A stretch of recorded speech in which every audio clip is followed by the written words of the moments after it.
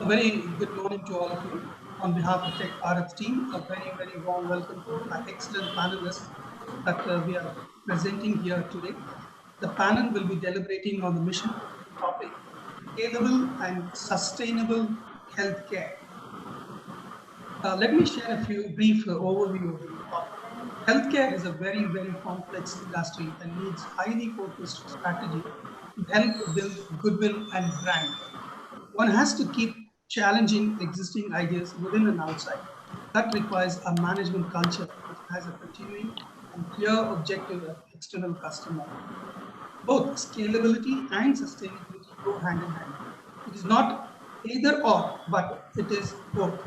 To give you an analogy, human body cannot survive with just either heart or brain. It needs both the parts to work efficiently. Similarly, a business can only survive when it is both scalable and sustainable, especially in healthcare. So the current mantra is scalable sustainability approach to the healthcare sector that can succeed. To deep dive into these issues, we have put together a great panel. It is my privilege to introduce the speaker, Mr. Krishnamurthy Ganesan, founder and CEO of People Health, uh, Dr. Subhash Narayan, founder and CEO of Saskin Medical, Dr. Ashwini Garg, founder, Functional Medicine Clinic, and Dr. Rasbehari Tunga, founder, Amelio Treatment. Before I hand over to Mr. Krishnamurthy to moderate this session, a brief introduction. Mr. Ganesan Krishnamurthy is the founder and CEO of People Health Services Private Limited, a pioneer in health management and consulting services. Chris holds a PG degree in communication management from Symbiosis, India, and a Bachelor of Economics in St. Joseph's College, India. Chris People Health, co-founded People Health in November 2004 after spending close to a decade in the business of marketing and communication. People Health today represents over 100 medical facilities and medical professionals in Bangalore. In a short span of few years, People Health has provided significant health advantages to some of the established organizations such as VeriSign, Yahoo, Capital One, Infosys BPO, TransWorks, amongst others. I now hand over the session to Mr. Krishnamurthy to initiate the session. Mr. Krishnamurthy, please. Hey, thanks, Vishu, and good afternoon to you all. I think, firstly, I'm very happy to be part of this session because the um, the other panelists, to me, are very accomplished medical professionals. So, very good afternoon to you all, sir. And I am not from the fraternity, but I can say that I'm part of the business ecosystem of healthcare. And it has been a privilege that I've been be able to do something in the healthcare space. And so my day begins with doctors and ends with doctors. So I spend most of my time with the medical professionals. Okay. So with this whole scalability thing, um, uh, I have a very different opinion about this whole scalability when it comes to healthcare. Because unlike the other businesses or unlike the other services, okay, the scalability has become a terminology from the investment perspective or a business perspective or a profitability perspective, which we shall delve into during the course of the conversation. I very often compare the Indian healthcare with the Indian arranged marriage system. And, so you have the bride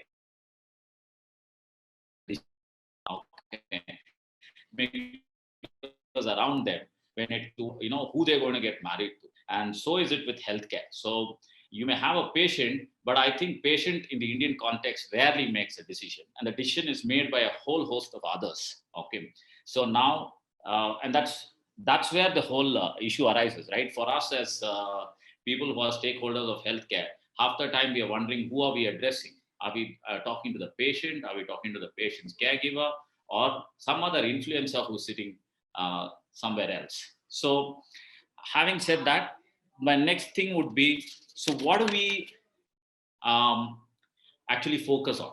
Okay, is it the impact or is it the scalability? Okay, to me, healthcare has to be more impactful, because we know that people have spoken about, we possibly have achieved a longevity in life. Now, I suppose all of you who have done some fantastic work is looking at quality of life, early detection, or prevention. And it's also relevant that, one of the physicians told me, Krish, it's very sad that people have started seeing the doctor before they turn 60. In his view, only people after 60 need to see a doctor. So I told him, if you told this today in this session, it would have been a threat to this whole scalability model, right? Because so from that perspective, I think, okay, what is it? I think it's more about impact, and that's my belief. But I'm sure we're going to have an interesting conversation, and I will go out after the session more knowledgeable, because I'm going to be talking to people from one is, I have two people who are in the research field, one is a functional medicine doctor. So I'm sure I'm going to go out knowledgeable. So thank you all for this opportunity. And I think as a process or as a protocol, this session says that let's spend a few minutes talking about what each one of us are doing. So possibly let's take an alphabetical route, makes life easy. So let's start with functional medicine and go to Dr. Ashwini Garg and understand his perspective on sustainability, scalability, and what he's doing as functional medicine. Sure, sir. Thank you so much. So I'll just present a small slider. What is my thought on sustainable health and how we can scale it up? So basically now I am in the profession of helping people reversing their chronic illnesses. So we help them get better. We help them get rid of their chronic disease. Now, sustainable health to me means we have to make sure that people are not diseased and they're somehow managing their health with a lot of drugs. Now, with the drugs, that means they're still diseased. So that's not healthcare. Healthcare or health means that there is the absence of diagnosis of disease. Also, they are feeling well in their body. They are energetic. They are able to do their function of the daily life. So we have to move from managing the disease with the drugs to helping them reverse their diseases. So this is what I work on. This is what I envision for myself and for our society. Now there are two models of healthcare which are prevalent today. One is sickness care. Now sickness care largely based on the assumption that we are designed to be sick. Now when we are going with this assumption that only drugs and treatments can only help us live longer on this planet, this whole assumptions makes healthcare a very complex issue. There are so many different technologies are being developed. They are doing good job, but at the end of the day, the prevalence of the disease is rising. That means we are not targeting what is causing the problem. Now, what we work on is a wellness model. We believe, or that this is how we are built. That we are built to be healthy. We are designed to be healthy. It's only poor epigenetic lifestyle choices which is making us sick. Now we fix these epigenetic choices which is making us sick, or these are the triggers for the genetic makeup to manifest the disease. If we fix these guys, we can definitely get a healthier society. Now just look at the what are the causes of a chronic disease. Now it is fairly understood that most of the time we put a blame onto our genome. Diabetes is genetic today. This is as per the convention thought. Hypertension is genetic, hypothyroidism is genetic, PCOS genetic. All the diseases that we suffer today, largely the chronic problems, we put the blame on the genome. Now you see there are multiple reasons which we forget to talk about. The gut permeability, the immune response, the gut microbiome, the environment, the toxic environment we live in, the electromagnetic field of the mobile radiation, blue light, lack of sun, poor diet, nutritional deficiencies, toxin heavy load becoming very prevalent. All our patients we see, they have heavy metals like aluminium, mercury, arsenic, lead, and of course their sedentary lifestyle. Now if we fix this root causes the problem, we can change the epigenetics, and we can also change the expression of the gene. As a consequence, we can help these guys reverse their disease, so we can move towards a healthier society. Now we practice something called 4P functional medicine approach, that is proactive medicine, that is based on personalized predictive medicine, preventive medicine, and participatory. Now, just take an example of a typical patient who's a diabetic, hypertensive, has a high cholesterol or acidity, joint pain. This is a typical scenario in most of us, and diabetes is a big deal today.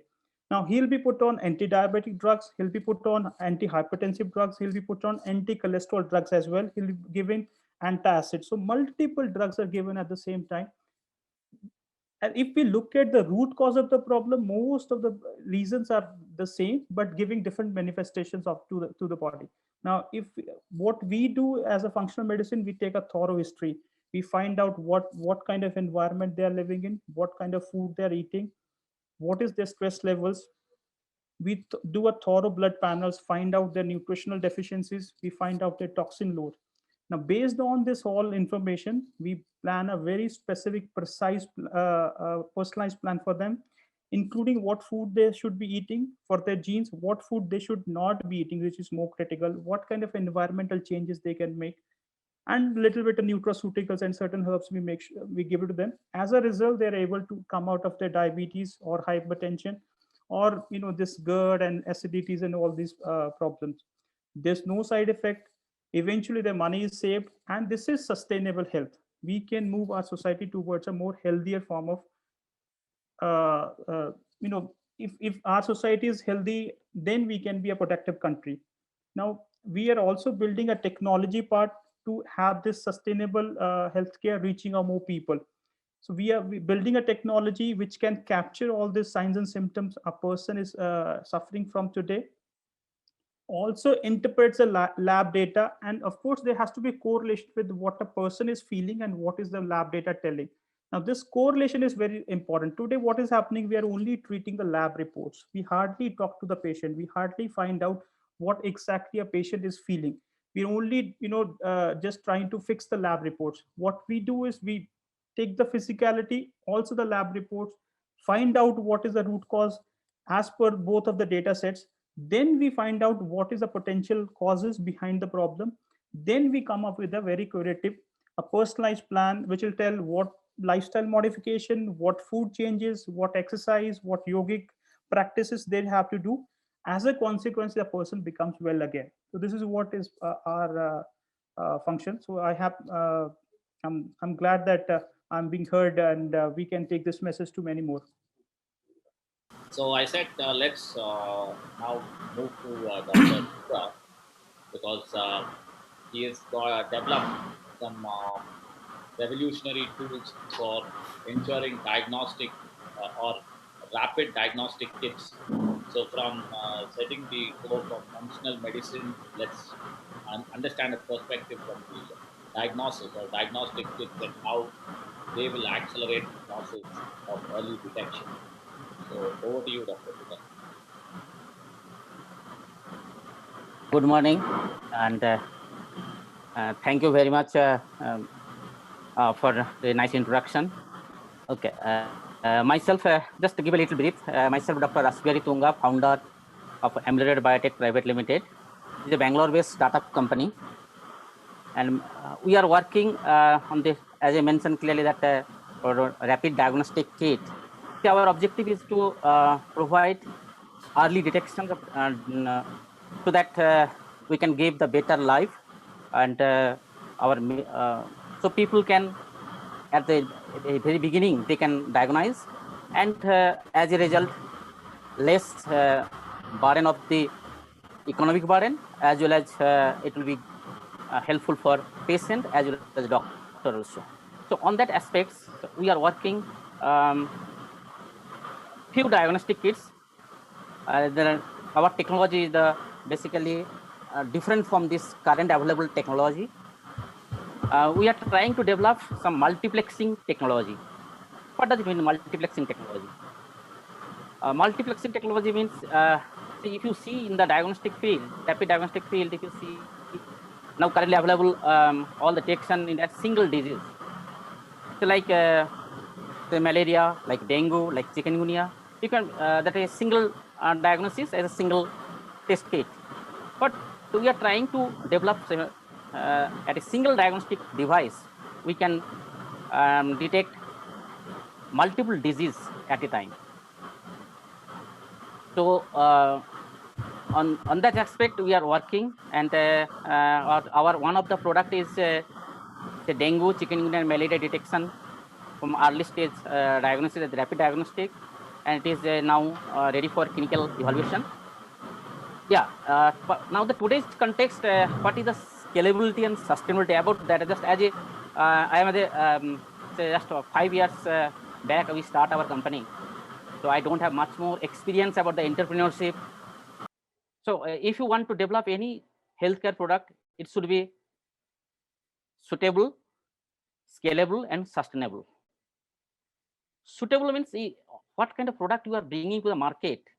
If that product is whether in that in geographical region, whether that product is acceptable to the market, what is the people need. So basically the suitability idea come due to the idea to proof of development concept stage. So if you find that your idea is very good and it has a good market, so you start working of this product. So that is the called suitability of your product is there or not. So you make a little bit of proof of concept. Now after that, I believe that from POC to development, product development, and that is the come on the scalability. Whether your idea is very good, but is this idea can be scalable? So that is the question. So that comes. We believe that that should be checked after POC to product development. That means when you start before the clinical evaluation, but clinical that you have to think that whether your product is scalable or not. And obviously, the next phase is coming the sustainable. Sustainable for me, sustainable means say after developing your product. So you know that nowadays in healthcare segment, a lot of competition is there. A lot of people are developing similar kind of product. So how you will sustain your product for down the line at least 5 to 10 years? So that also you need to check. So as per me, that is the sustainable part. However, I think in later phase we'll discuss more about the challenge for scalability and sustainability. Yes. That's all. Thank you. Thank you.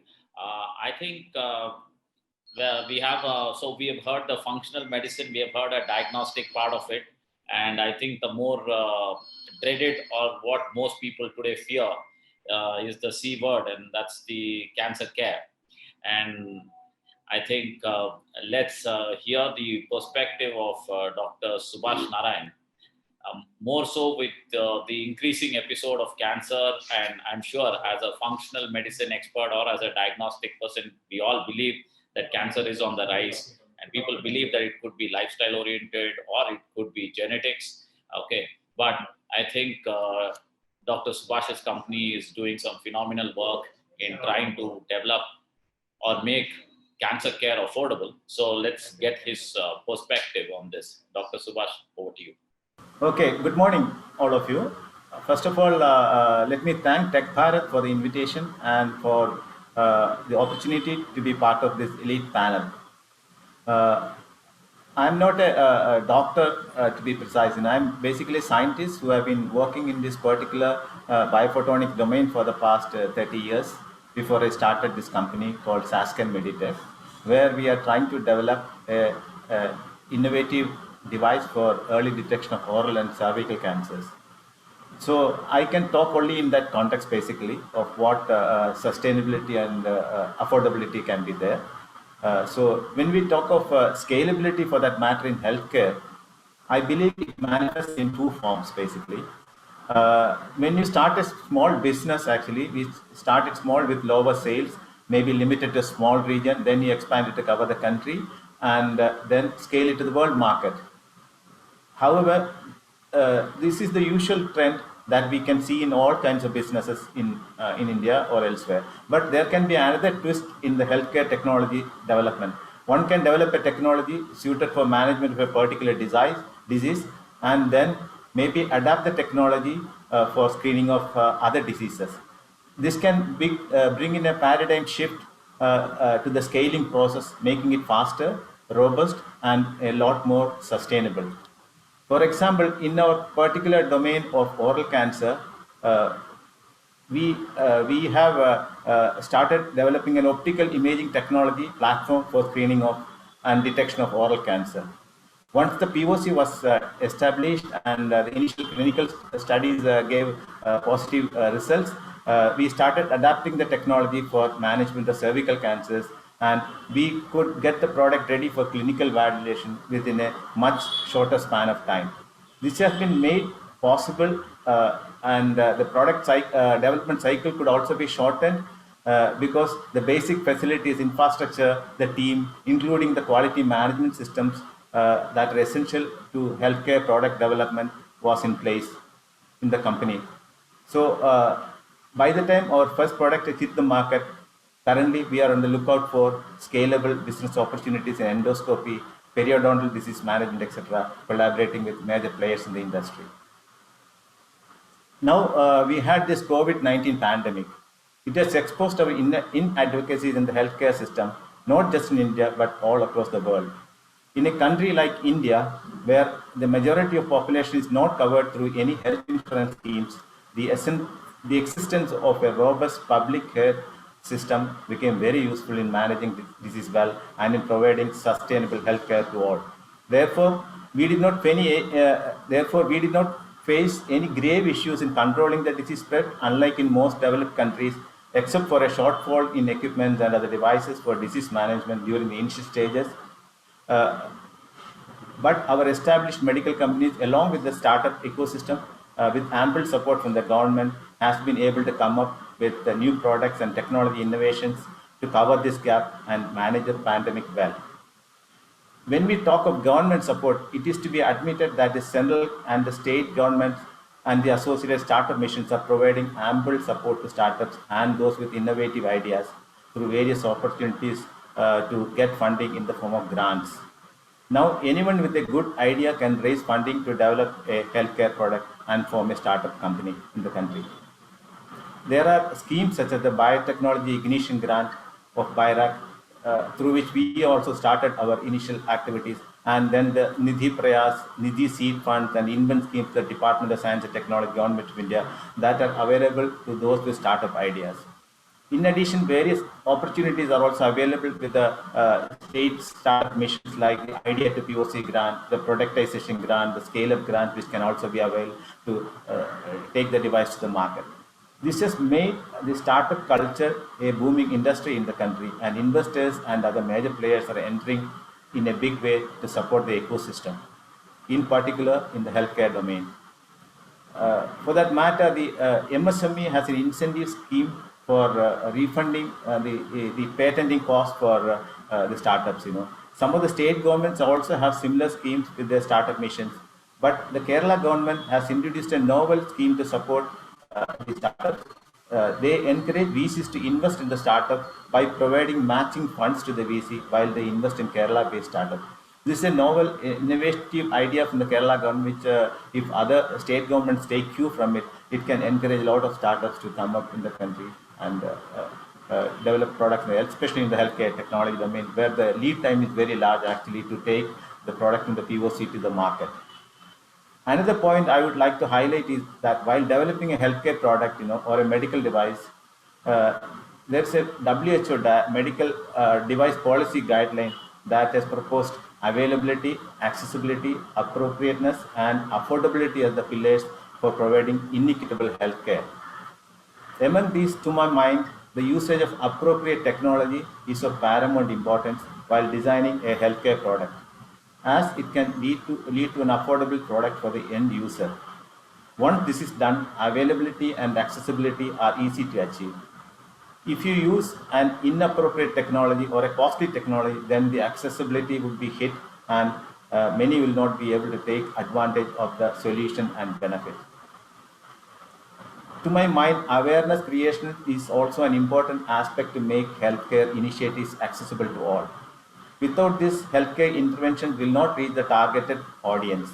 For example, opportunity screening or screening of susceptible population is required to detect any disease during its early stages. This is very important in the case of cancer, particularly for oral and cervical cancer with high mortality rates, which are detectable during the early stages of development using appropriate technologies. Take the case of cervical cancer.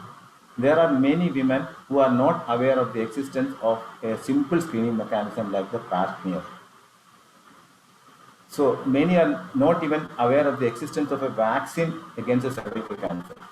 They wait till gross symptoms appear and then find it extremely difficult to manage the situation. And finally, what happens is that they will enter into financial loss and morbidity, and in many cases, mortality also happens due to the cervical cancer. Another sad point to note is that those who are aware of such screening modalities for early detection of such deadly diseases do not go for regular checkups due to the feeling that it is not going to fall on them, or due to various personal considerations. Therefore, the contributing factors to me for accessible and sustainable healthcare are improving awareness and provide options for early diagnosis of disease and treatment. Thank you. Thanks, Dr. Subhash. I think that was good because you not only touched upon what you do, but also the different financial aspect of setting up a healthcare startup and how there is support, be it the central government or the state government or the other systems that's available. I think let's also discuss one more aspect on how should investment in healthcare happen. Should it be through the traditional funds for it's a growth, or should it be grant led? So that that's another thing that we can discuss. So maybe let's just discuss finance first before we go into anything else. Because one of the key aspects of sustainability, scalability, and everything, it all stems down to how a company can survive. And survival is largely, it can be related to money, because there are many good ideas, there are fantastic products, but most of them don't see the light of the day. It's purely because they do not have the resources. And when I say resources, it's monetary resources. So let me understand from each one of on is sustainability or scalability equivalent to profitability? Is the first thing. And if we say it has to be profitable, and that's where it comes with various things. So what's your take on how should monetary funding of innovative healthcare happen? Should it be through grants, which the government is today playing a vital role, or should more of it come from the professional funds who are more interested in what percentage of growth they can get and how fast will their money come? So I think let's now start with Dr. Subhash, because he gave us a perspective of finance. So may I start? Yeah. Okay. Yes. So basically, our fundraise was a case in point. Actually, I never had an idea of to start a product or a company with my own funds. What I did, I applied for grants from the BIRAC initially. That's a big grant, which I could get because of my background experience in that particular domain. So domain experience is what is essential to get the funds. Without that, nobody is going to give you funds. You have to show some credibility that you will be able to deliver, especially it's a very competitive field. So with my background in biophotonics and clinical research, I could raise the money initially to start the company. And when we formed the company, we could initially do the proof of concept and some clinical validation. Then what we did is we applied for various funding opportunities. Like so many competitions are there. We applied for competitions like the Elevate 100 program in Karnataka when we were incubated in Karnataka, and we got additional support, follow-on support to do the multi-centric trials and validate that device actually. So again, we have to seek for opportunities. We applied for various programs and all, and Wipro has a program called the iPitch contest, which they conduct every year. So we applied for that, and we were one of the companies who are selected under the healthcare category for the iPitch award. So in that way, they connected us to various other, startup ecosystem people like the HIT TBI. They also gave us some seed funding initially, and then when we moved to Kerala, we got support from the Sri Trada Institute also. They also gave seed funding and the Nidhi scheme, the HIT TBI was through the Invent scheme of the DST. So we got funded like that. And this helped us in implementing the quality management systems in the company, which is very essential for any medical device company to succeed. Without the quality management systems, nobody is going to accept your product. Nobody is going to give approval for the product. The regulatory approvals are very tough in the medical domain. So, like that, if we can continue with your earnest interest in these kind of activities to raise funding, you will be able to be a successful healthcare technology company. And for our case, we could get the VC funding also, follow-on venture capitalist funding of 2 crores from Unicorn India Ventures, following this investment and taking the product to the CE stage and getting the approval of the drug controller and things like that. So this is all essential in addition to testing the product, validating it, and making it into a reliable product. So this is our experience. I got your point, Dr. Subhash. I think we're trying to answer a question of, how you have raised the funding. You also said that you got a VC fund and you have to.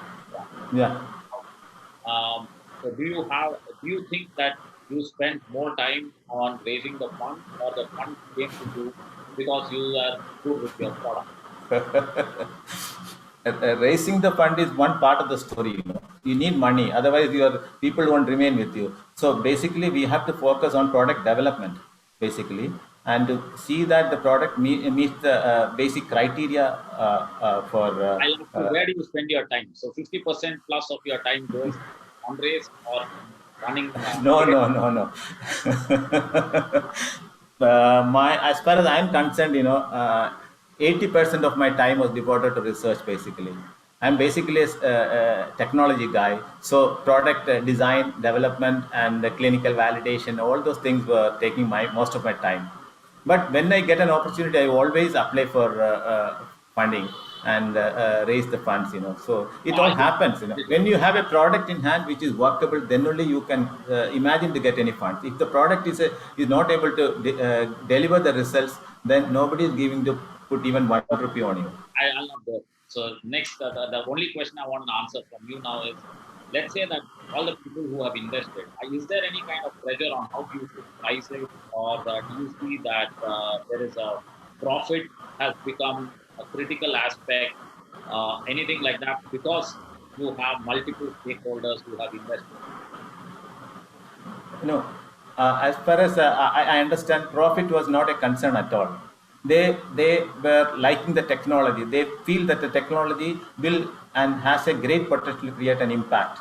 And more than that, the technology provides an affordable screening solution which is nowhere available in the world.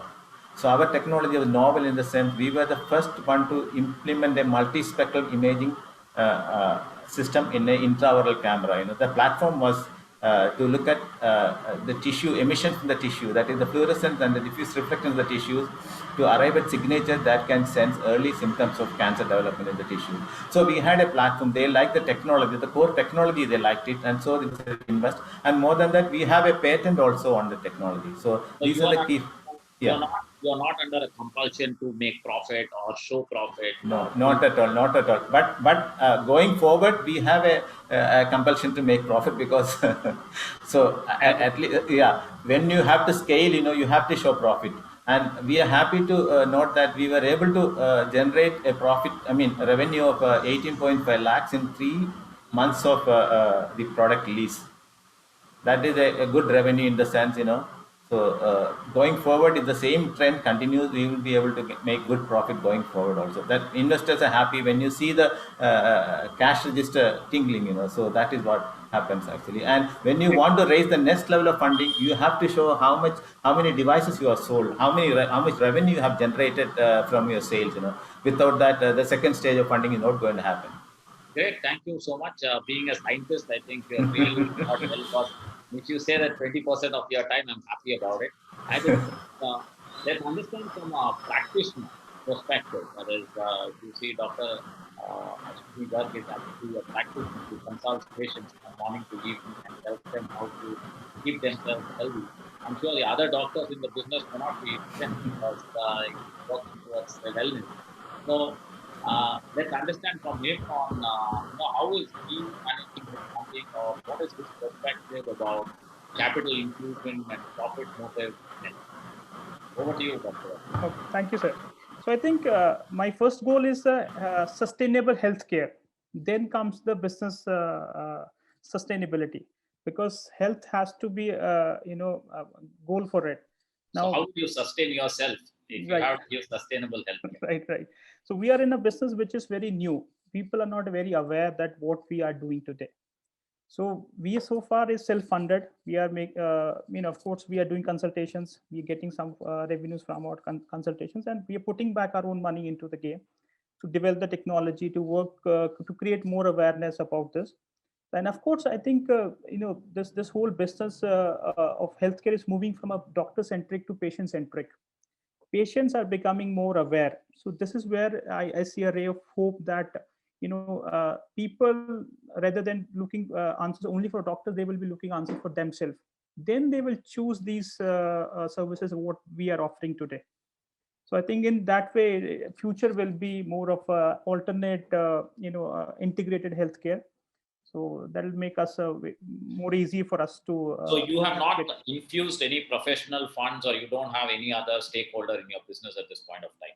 Not at this point of time, but of course we have incubated into different incubation centers to get on the technology part and other parts. But we want to make sure that we know what we are doing, and then once we are ready for that scale, we will look for the Of course, we applied for some of the government grants, but what happens most of the time, people don't understand what we are saying. When we say disease reversal, it's just a new thing for everybody, so they think, oh, we're just bluffing in the air. So you're actually functional medicine to me reminds me of the Indian Vedas, right? Okay, the Indian Vedas actually has prescribed things for our wellness. Okay, and they never believed that a healthy community is a commercial opportunity. Okay, they believe that everybody should be aware of certain health, the mantras, and which will help them lead a healthy life. And so that's what you are attempting as functional medicine. Absolutely. Correct. So possibly the reason why any of the investment firms will not understand, because functional medicine, is it scalable, is a different topic. We'll come to that, and we'll get perspective of the other two panelists also on this. I think let's move to Dr. Tunga, because he is in the pharmaceutical stroke diagnostic, in a very, what do you call as an interesting combination of places. And today, when you talk money in the healthcare business, I think all eyes either go towards diagnostic equipments or towards the pharmaceutical thing. So Dr. Tunga, how have you managed? Okay, thanks for nice question. Okay, see, any entrepreneur, when we start our business, first of all, that how thing is that when we start our business, when an idea is coming, but then we thought that how we can implement that. For that, we need money. So then, we decided that it's first we think that if you go to the any funding agency, so that may be angel funding or seed funding. So there is a question is coming that they will ask for a lot of, first of all, that why they will give money. See, they give money, the two reasons. One is that if your idea is good. Second is also it depends on who is the founder, who has taking lead on this idea. So, and then they ask a lot of equity. So I think it is the best idea. If you have a good idea, first we should go to the different government funding. Nowadays, a lot of government funding is available. As Mr. Krishnamurthy mentioned that big grant, Nidhi Prayas, all this, there's a lot of grant is there. See, I believe that if you go through the grant, one thing is that you will validate your idea, the scientifically whether your idea is workable or not, because all the government funding or grant is given based on the merit of your idea's scientific capability. So mainly they look at how your idea is. So by using, in our case, we applied, we got big funding, we got 1100 funding, and also so many other funding also, Nidhi Prayas. So that help us to idea stage to sustain us. Yeah, then after the idea stage, if you want to make the product to say scalable, or as I said, the product developmental stage, you need more money, because in idea stage requirement is little less, then obviously for scale up stage requirement is more. And that phase, I think we should approach to the VC funding, angel funding, because if you depend on the government funding, there is some limitation. They're giving certain small certain amount money. That money is not as you want. There is a certain limitation is there. And also the process for government funding, yeah, although it is a streamlined right now, but still it takes more time compared to the angel funding or VC funding. So for me, we took the funding for this product development stage. We got the angel funding from Let's Ventures, Padap Ventures, also the Bhilgrow US. From them we got the angel funding, and it gives one of the technology is now ready, proven through this government funding. Now as the angel funding has come, so angel funds, those they are looking mainly on your scale, mainly looking on your business potential. So it gives us a stage-wise platform that, okay, first stage we got some grant, that means our technology is good. Second stage we got some angel funding. Now we feel that, okay, our model is scalable. Yeah, now next phase we are also trying to raise the fund through VC funding, and I believe that that will give us this market access of our product, and by God grace we are not facing any kind of sustainability issue, as I believe that our team is a very good team is with us, and also our idea make us lead us a sustainable till now. Okay, That's great. all. So I think this brings us to the next point. I think this also Dr. Subhash had pointed out, and that is awareness. Okay, now you have possibly two of you have spent time building your technology so far, and Dr. Ashwini has built time building a customer base, okay, for his consultations.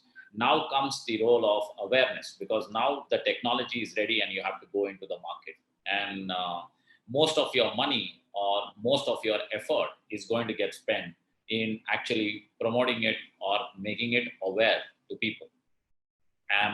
And that's where the whole, I think, the challenges you start seeing in terms of, is it the patient, who is your audience that you have to create awareness with? And because if you create awareness with the relevant audience, you become sustainable, you become scalable. Okay. And if the relevant audience do not accept it, that's where the whole acceptance is an issue or kind of thing. So let me understand from you, Dr. Tunga. Okay.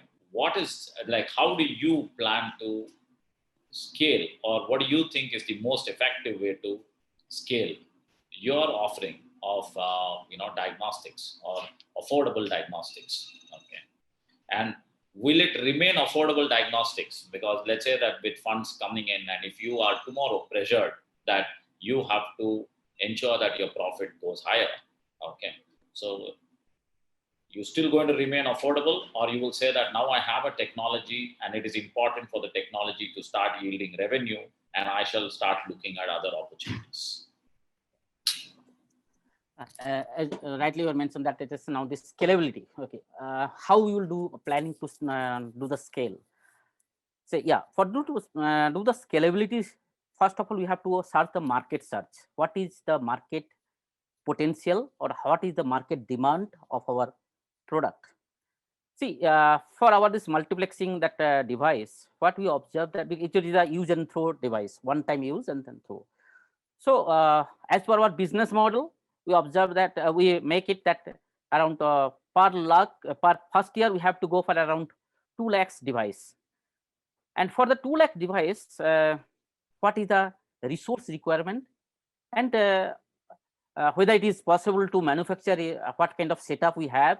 And so we observe that, okay, the current manufacturing, current setup where we are now, and it is required because it is a diagnostic device, and as under type C category, so it does not require too much of a clean room or GMP like other therapeutic protein. So we try to develop a manufacturing facility where we can develop around 2 lakh device per year.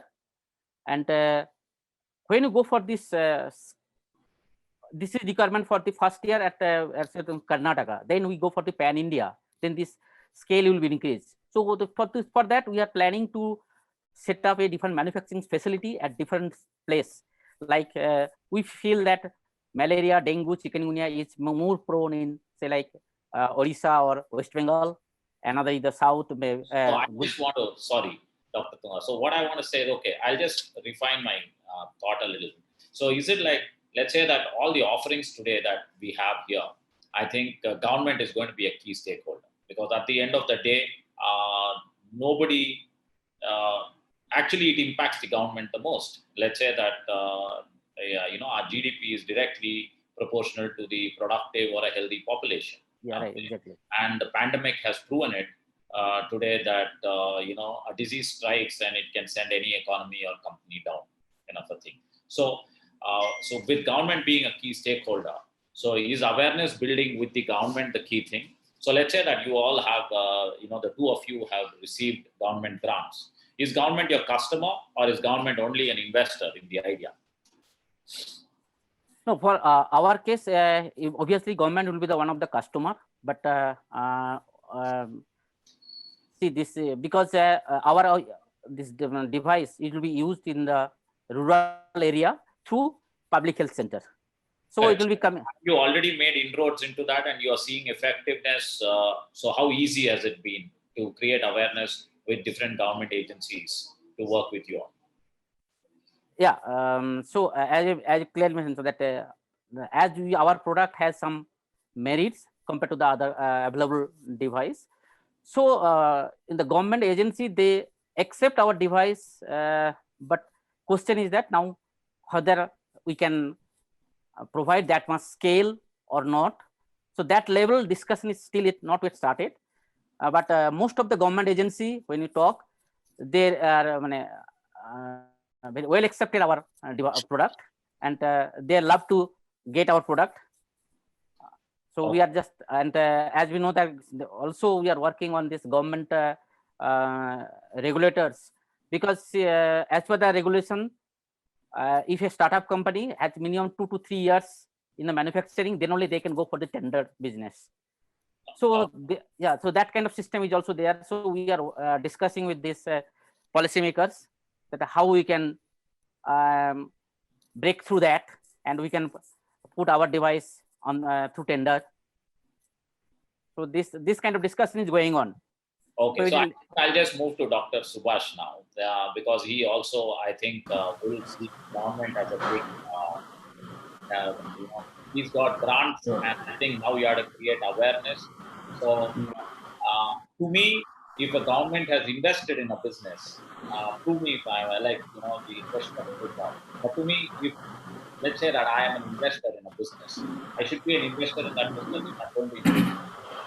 So if government invests in the business, they should be using that business. If they're not using the business, what's the purpose of it? Let me make it clear. Government has not invested in our company so far. They have given us grant money, which is free money for development of a product. They don't hold any shares in the company. So far. So yeah, so I'm talking about even a grant. So I'm not talking about, so they have given grant to acknowledge or recognize the technology or the solution that it brings. Kind of thing. Yeah, So, they have given grants to develop some product for the benefit of the people. correct. So affordable technology, basically, ours is an affordable screening solution for the masses. So government feels that such a solution will benefit the government in the longer term by reducing the mortality rates associated with the disease. That is their feeling. So that way they can benefit also. So they have not invested; they have given grant money, and investment has been made by in our company by the investors basically. So they have a stake in the company, like for example, KIT TBI or the Sritra Institute or the Unicorn India Ventures, they have a stake in the company as shares, as equity shares. So regarding the awareness creation, what we generally do is give the device to some key opinion leaders who will use the device in their clinic and test it and present those reports in various conferences and meetings, so that the fraternity, the community will become aware of the potential of the device and how it works, so that way many people will be interested to replicate and buy the device in their own clinic or hospitals and use it. Ours is basically a B2B product. There is no just direct sale to a consumer. So we have to sell it to the hospital. So what we do is basically we establish channel partners across the country. These channel partners will go with the demo device to various hospitals and demonstrate the device, and maybe even they can give the device for a free usage period of maybe 2 weeks or 1 month to get a feel of the device. And once they start liking the device, the sales can come up. This is how the sales strategy we are planning actually. So In addition, how the customer is going to be the government. I suppose if it is affordable, then government will be one of your biggest customers. Yes, of course, the government can be a major customer for us because they have this public health system, the PHCs and community health centers spread out throughout the country. The health department usually buys the product for use in these centers. And when they have to buy this product, a health technology assessment needs to be done for the product. That is that when you invest on the product, the cost of the product is the benefit derived for the community, that will be assessed by an institution called the Health Technology Assessment India. So what is to be done, the concerned state department or the health department has to forward the application of the company to the health technology assessment body, and they will depute some organizations to assess the product or use it on a larger population and see how it fares, and then give an assessment of the product, based on which the health departments can buy and use the product. Another possibility is to register these products in the GEM portal of the India. There is a GEM portal in which if we register the product, then there can be demand from the government department. They can buy directly from the GEM these products and use it. What percentage of your services is rendered to the government? So far, we are not sold any device to the government so far. We have sold it to NGOs and other institutions like the dental colleges and things like that. And so what percentage of your budget or your thing have you kept for marketing? Because we're talking about awareness. So what percentage? Yeah, maybe 10 to 20% we can set aside initially for awareness creation. Then it can be tapered down once you have some good awareness built for the product. And we also present our clinical study results in conferences and journals also. These will also bring to light the merit of using the device for cancer screening. So this is our strategy basically. One is through the key opinion leaders. Another is to the NGO programs. When we give the device at a very low cost to the NGOs to use it on screening programs, then it comes in the media. The publicity will happen automatically. That such a screening is being done. Now we have sold the device to the Rotary Club of Perumbavoor in Kerala. So they have their own big van or bus, in which they take the device to the rural pockets and screen it. So people come to know of it, that such a thing is happening here. So we have a large level of awareness created for the device and for its application in various systems. Yeah, thanks, Dr. Subhash. I think, okay, let's just get a perspective of a functional medicine, because I think now two things one thing that is emerged very clearly is the role of PHCs and how PHCs have deep penetrative power when it comes to be it diagnostics or be it treatment. And Now, the role of functional medicine in PHCs and, is functional medicine or is wellness or prevention a part of, how much have you attempted promoting awareness of this with the government? How do you get your patients? Right, sir. So I think, see, we are swimming against the water. Okay. So in my medical training, I was trained or told that, we are supposed to be sick. As we age, we will be diseased, and there's no way we can be healthy except for taking the drugs. So this is how this whole system is trained. Now, most of our doctors are trained in the same process. Okay, so we have to really go to the consumer directly. We don't want to, we are not fitting into most of the government schemes or to the existing marketplace where we can sell our services. We are directly going to the customers by webinars, by Facebook ads, or by different media channels. So we tell them. So most of the people who come to us, they come to us as a last resort. At this point of time, we are not in the prevention business so far. We are in the disease reversal. For example, type 1 diabetes case, they come to us when doctor has put them on insulin, and some of the kids we are able to bring them out of insulin because their parents are more concerned. They don't want to give insulin to lifelong to their kids. So these are the cases today we are picking. But definitely, as this market is progressing, people are becoming more aware what are the different options they have. They will themselves become they will choose these kind of services. So, as a doctor, what percentage of your time and money goes into marketing and awareness?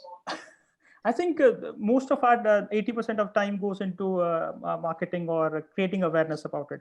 20% we actually spend on doing the consultations and all that, because people are not even aware that this can happen. Because most of us, even the doctors, 30% of our clientele are doctors themselves. Yeah. So, so we spend a lot of time telling them what is the reason behind their problem. Because so far it's been told that genetics is a part of the problem. We are telling genetics is not a part of the problem. So I completely hear you. So I'll say we have an interesting combination on this panel, right? Because People Health is a corporate health management company. So we've largely been working only in the large metros of India, right? We've not ventured out of it, other than whenever we did some corporate social responsibility. So, and we work with the corporate audience who possibly, like a doctor told me, there are two kinds of patients. Okay, one is a person who has no issue, but every symptom seems so large.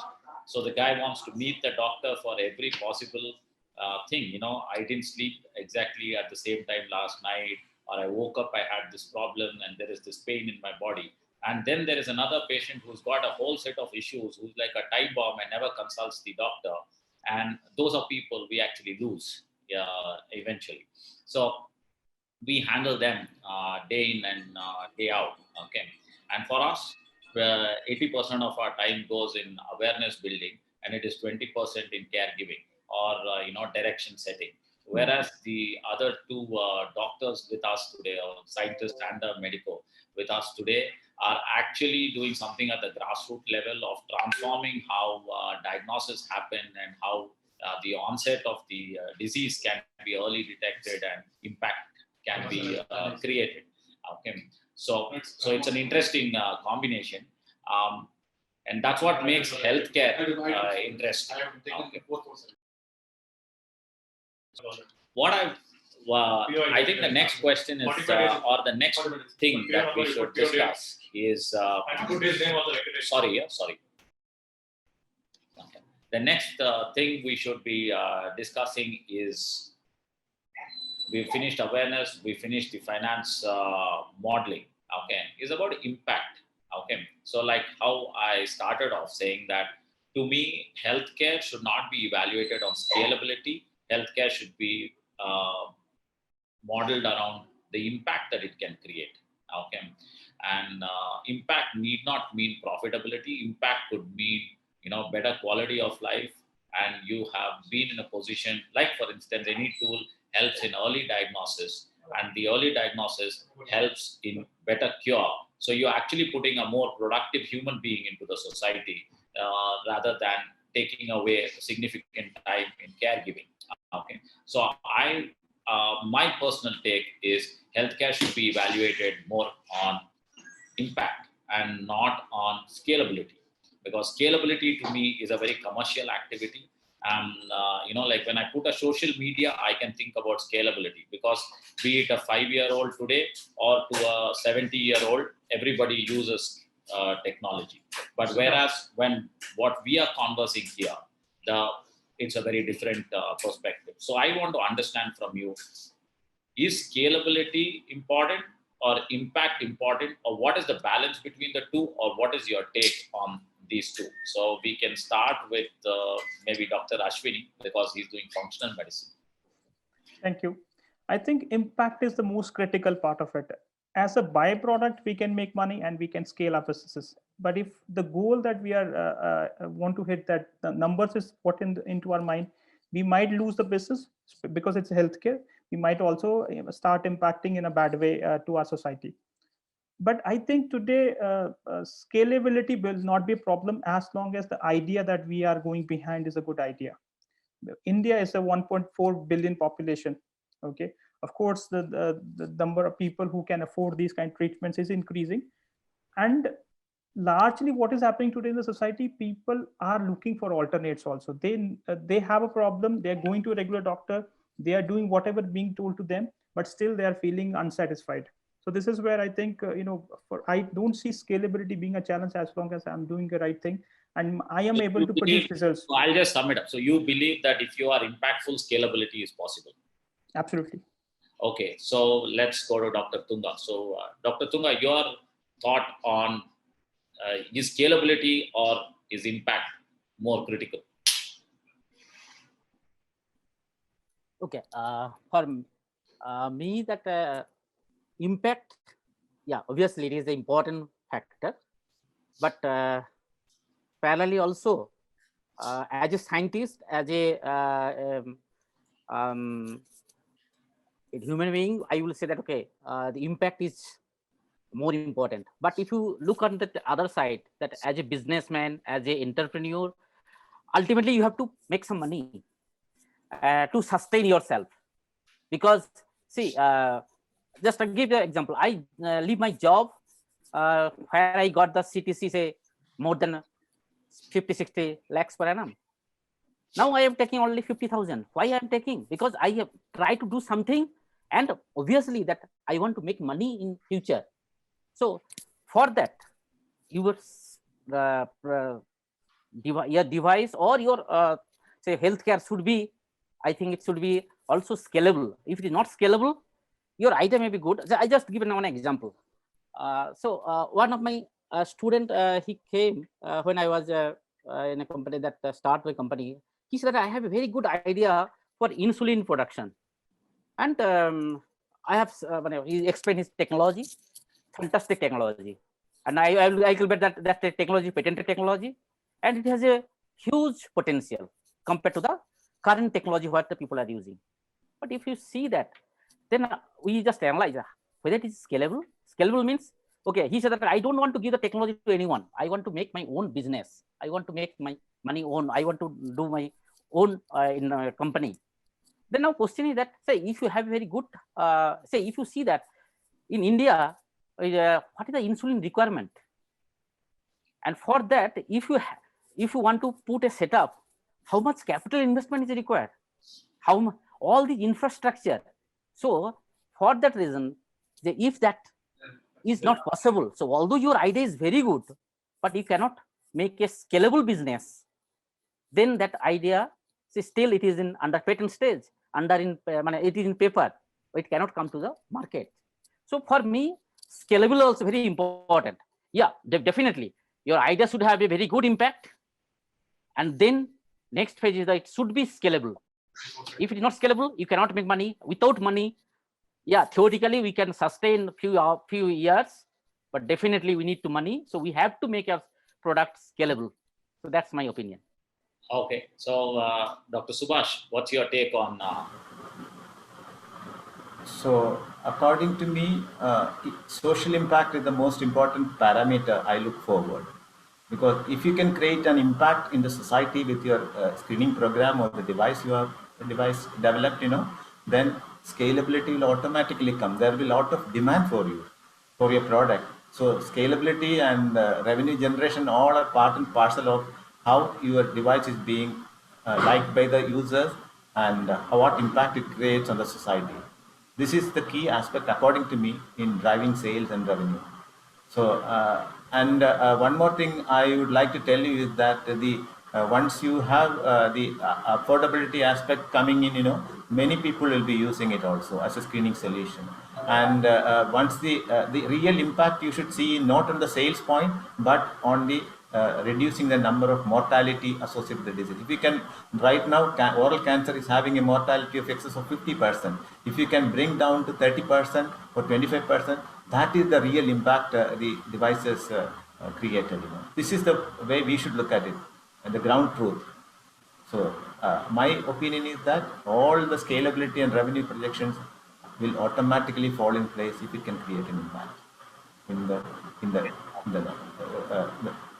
society. So I think, I suppose it's a tough call, or it's a very thin line, and I think impact takes the most important aspect, because if a positive impact is most critical, and like Dr. Subhash said, I think social impact is the most essential.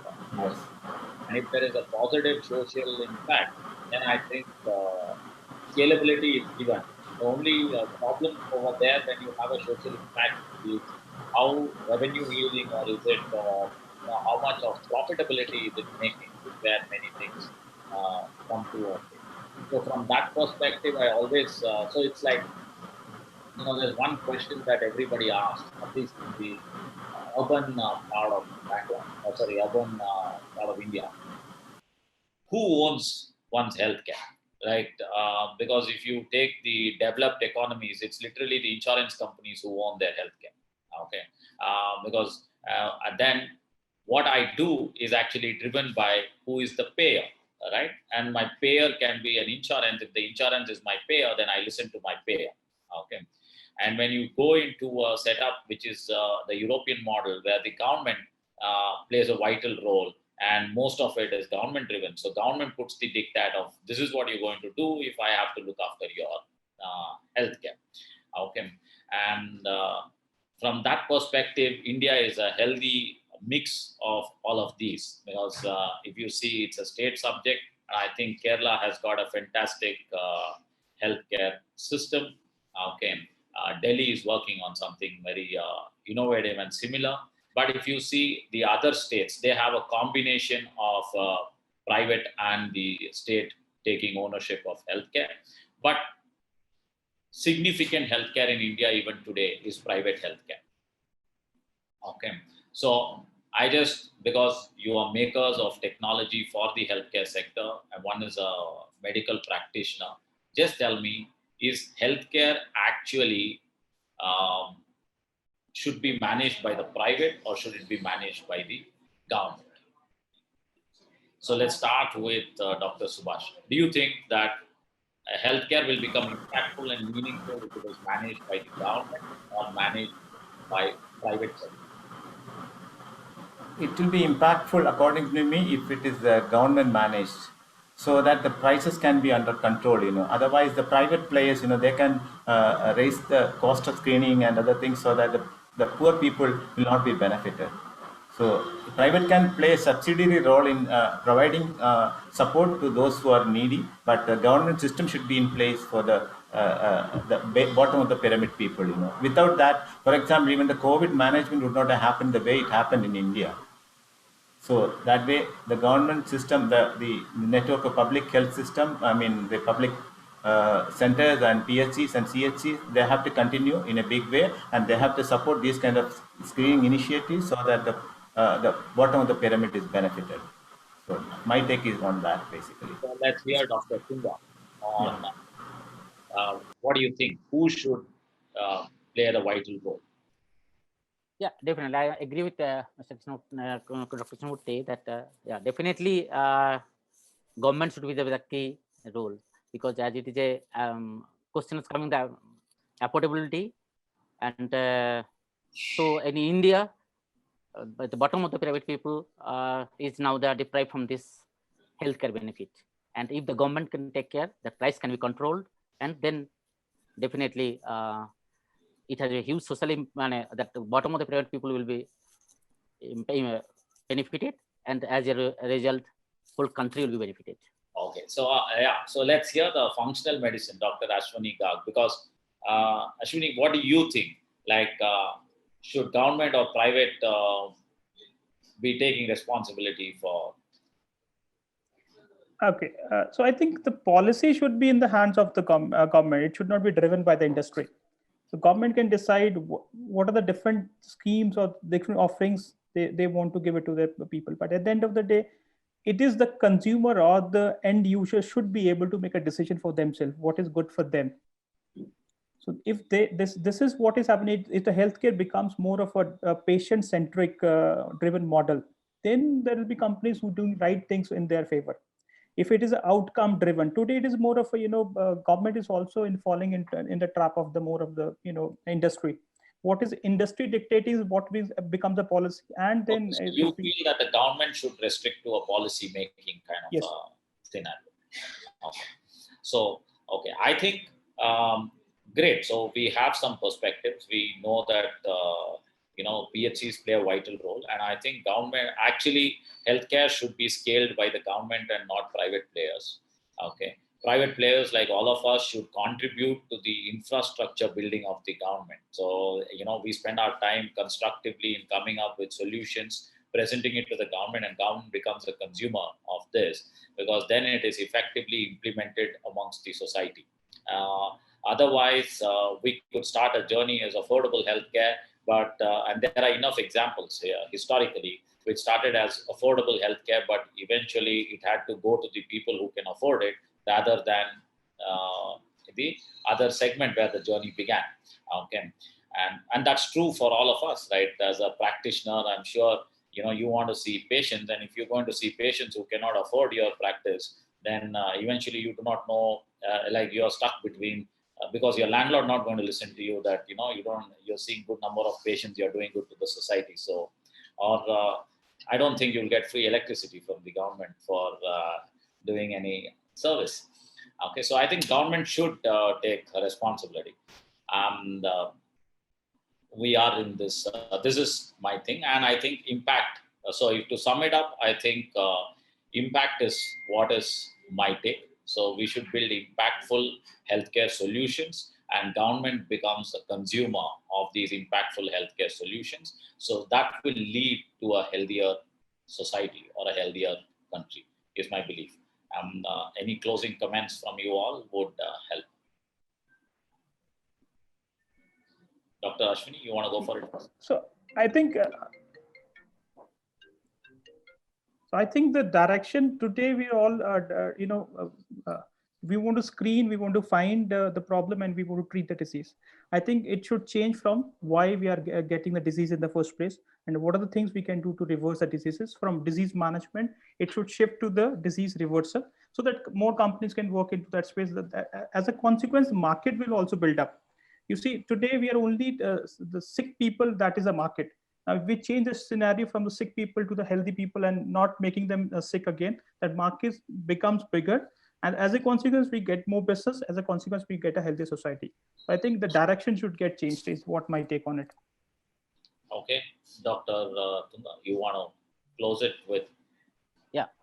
So according to me, that today's healthcare system should be definitely detection based. It should be early stage detection. It should be affordable, and definitely it should impact the cost effective, so that it should impact the bottom of the pyramid of our society. Great. Thank you so much. It was nice interacting with you all. We have each other's numbers thanks to Vishu, who created the group and put us all together. I look forward to one-on-one interaction. I'm based in Bangalore, like all of you are based in Bangalore. I'll seek a time with you all, meet up, and maybe see how we can collaborate to make a more impactful system amongst entrepreneurs and the healthcare. Definitely, sir. I think collaboration is the way forward. We have to come together to make sure that whatever different things we are doing, we can take it to the next level. So I look forward to meeting you in person. Same here. Thank you. Thank you, Thanks a Jared. lot to Mr. Krishnamurthy for anchoring this session. My personal thanks to the other panelists also, Dr. Ashwini Garg, Dr. Vasubhai Tunga, Dr. Subhash Narayan. It was indeed a very comprehensive, in-depth session. We are in the process of collating all the points that were discussed and will be submitting to the relevant government authorities. I hope they will take serious cognizance of the same. Thank you very much once again for the great panel, sir. Thank you very much. Thank you. Thank you. Thank you. Thank you.